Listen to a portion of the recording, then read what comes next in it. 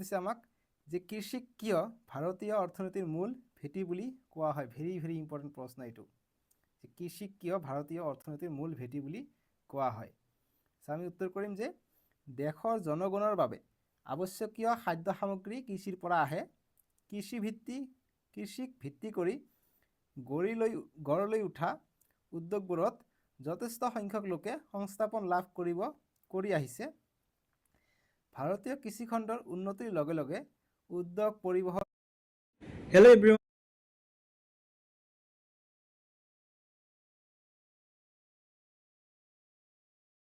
নমস্কাৰ, মই আপিল ৰহমান আৰু স্বাগতম জনাইছোঁ ইউটিউব চেনেললৈ।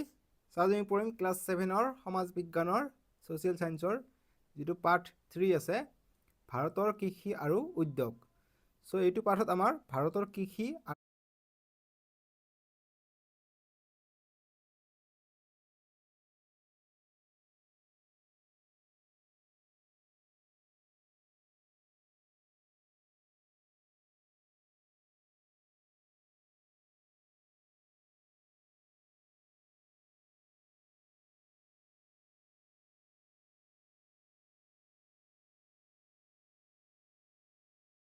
আৰু উদ্যোগৰ বিষয়ে উল্লেখ আছে। আমাৰ ভাৰত